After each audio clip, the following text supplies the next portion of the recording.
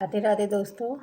Friends, जहर तो आदमी को एक ही बार मारता है, लेकिन चिंता, थकान, परेशानी, तनाव ये एक ऐसा धीमा जहर है जो आदमी को धीरे धीरे मारता है। इस विषय में मैं आपको एक कहानी सुनाती हूँ। बहुत पुराने समय की बात है कि एक राजा हाथी के ऊपर बैठकर अपने राज्य का भ्रमण कर रहे थे। और जो हाथी था वो बहुत शक्तिशाली था और पूरा मतलब अपने ताकत के नशे में मदमस्त होकर चल रहा था। तो जब ये हाथी और राजा की सवारी निकल रही थी तो रास्ते में कुछ फ़कीर भिखारी भी बैठे थे कि भाई राजा के लोग आएंगे और हमें कुछ देंगे, मतलब भीख में कुछ देंगे हमें। तो उसमें एक फ़कीर भी बैठा था और अपना कटोरा उसने ऊपर उठा रखा था भीख मांगने के लिए। तो अचानक से एक हाथी, मतलब उस हाथी के पैर से उस फ़कीर का कटोरा जो है वो गिर जाता है। अब कटोरा गिर गया तो फ़कीर को बहुत तेज़ गुस्सा आया कि भाई तूने मेरा कटोरा गिरा दिया। उसने क्या करा, अभी तुझे मजा चखाता हूँ। उस फ़कीर ने क्या किया कि हाथी की पूँछ पकड़ ली और इतनी तेज़ उसको खींचा कि हाथी एक कदम भी आगे नहीं बढ़ पाया। अब जब हाथी आगे नहीं बढ़ा तो राजा जी ने सोचा कि भाई ये हाथी क्यों नहीं आगे बढ़ रहा है। उन्होंने पीछे मुड़कर देखा तो फ़कीर ने मतलब पूँछ को इतना बुरी तरह खींच रखा था कि हाथी, इतना बलशाली और शक्तिशाली हाथी भी आगे नहीं बढ़ पा रहा था। राजा को ये देखकर बड़ा आश्चर्य भी हुआ और प्रसन्नता भी हुई। वे नीचे उतरे और बोले उसे फ़कीर से कि भाई आप तो बड़े शक्तिशाली हो, आपकी जगह यहाँ पर नहीं है, आपकी जगह तो हमारे राजमहल में है। आप मेरे साथ चलिए और वहाँ पर मैं आपको अपने राज दरबार में ले चलूँगा। फ़कीर ने कहा भाई ठीक है, कोई बात नहीं। अब फ़कीर चले गए राजा के साथ। तो राजा ने राज दरबार में ले जाकर उन्हें बोला कि तुम्हें कुछ काम नहीं करना है। जो हमारे राजमहल का राज मंदिर है उसमें बस सुबह के 4 बजे एक दीपक जलाना है और पूजा आरती करनी है, बस ये काम है तुम्हारा और कुछ नहीं करना है। उन्होंने कहा भाई ठीक है, मैं तो इतना काम तो मैं कर ही दूंगा। अब उन्होंने क्या किया कि अब राजा, वो जो फ़कीर थे वो अपना काम ईमानदारी से करने लगे। अब वे रोज़ 4 बजे उठ जाते और मंदिर में दीवा जलाते और पूजा आरती करते और इसके बदले उन्हें अच्छा रहने की जगह मिल गई, अच्छा खाने पीने को मिलने लगा और फ़कीर बड़े संतुष्ट होकर आराम से राजमहल में रहने लगे। अब क्या था कि एक बार उन राजा से उनका पड़ोसी राजा मिलने आया और दोनों राजाओं में बातें हुई। उन्होंने अपना सैन्य, अपनी सेना को दिखाया उन्होंने कि भी मेरी सेना इतनी बलशाली है, ये है। तो उन्होंने भी बड़ी तारीफ़ की कि भी आपकी सेना तो बड़ी बलशाली है। तो तब राजा ने मतलब खुश होकर कहा, अरे ये तो कुछ भी नहीं है, मैं हमारे पास हमारे मतलब हमारे नगर के तो फ़कीर भी हाथी की पूँछ पकड़कर रोक लेते हैं उसको।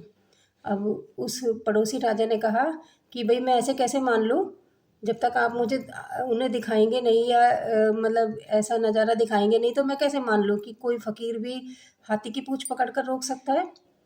तो उन्होंने फिर उस फ़कीर को बुलवाया और उसे बोला कि भाई भाई देखो मेरी इज्जत का सवाल है और तुम मतलब बड़े अच्छे तरीके से अपने काम को करना। फ़कीर ने कहा ठीक है, आप हाथी को बुलवाइए और हाथी को बुलाया गया। अब फ़कीर ने भी मतलब पूरे कॉन्फिडेंस से, पूरे विश्वास से हाथी के पूँछ को पकड़ा। लेकिन अब क्या था कि हाथी ने तो एकदम से उन्हें खदेड़ते हुए ले गया, मतलब वो उनसे रुका नहीं और उन फ़कीर को मतलब खदेड़ते हुए ले गया अपने साथ में। अब राजा ये देखकर बड़ा आश्चर्यचकित हुआ कि भी कहाँ तो इस फ़कीर ने पूँछ पकड़ कर ही रोक लिया था हाथी की और आज ये इसको रोक भी नहीं पा रहा है और खिंचड़ता ही चला जा रहा है।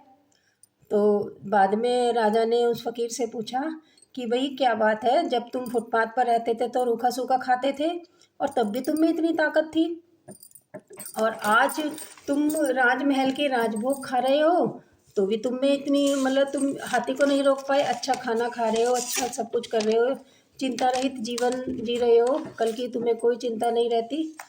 तो फ़कीर ने कहा कि नहीं राजा साहब, ऐसा नहीं है। जब मैं फुटपाथ पर रहता था तब मैं बिल्कुल चिंता मुक्त था। मुझे ये नहीं था कि मुझे कल कितने बजे उठना है और मुझे क्या करना है, मुझे मतलब कहाँ से मुझे भोजन मिलेगा या कुछ, मतलब मुझे कोई चिंता नहीं थी उस टाइम पर। आज मेरे मन में मेरे मन में रात को ये चिंता रहती है कि मुझे सुबह को 4 बजे उठना है, मुझे दिया जलाना है और मुझे पूजा आरती करनी है। तो जो मेरी ताकत थी वो मेरी टेंशन खा गई, मेरी ताकत को मेरी टेंशन खा गई। और यही सब आज हमारे साथ हो रहा है फ्रेंड्स। जब हम रात को सोते हैं तो हम हज़ारों टेंशन लेकर सोते हैं, और जो कि हज़ारों बीमारियों को न्योता देती है। BP, sugar, high blood pressure, न जाने कितनी बीमारियां हमारे लग जाती हैं चिंता लेने से। जबकि टेंशन लेने से कुछ भी नहीं होता, जो कुछ होता है सब कुछ भगवान की इच्छा से ही होता होता है। इसलिए हमें बेफिक्र होकर अपना काम करते रहना चाहिए, और फल जो है वो ऊपर वाले के ऊपर छोड़ देना चाहिए, क्योंकि कर्म करना ही हमारे हाथ में है और फल देना तो भगवान के हाथ में है, सब कुछ ईश्वर के हाथ में है। इसलिए हमें सारी चिंताएं, परेशानियां भगवान को सौंप देनी चाहिए और बेफिक्र होकर अपना कर्म करना चाहिए, क्योंकि कर्म करने के अलावा हमारे हाथ में कुछ भी नहीं है, और फल देना तो भगवान के हाथ में ही है। चाहे हम कितनी टेंशन ले लें, लेकिन होगा तो वही अंत में जो कुछ भगवान हमें देना चाहते हैं उतना ही हमें मिलेगा। तो मेरी इस कहानी का बताने का उद्देश्य यही है कि हमें टेंशन नहीं करनी चाहिए और हंसकर खुलकर अपने जीवन को जीना चाहिए। जितना हमारे भाग्य में है उतना हमें ज़रूर मिलकर रहेगा। धन्यवाद।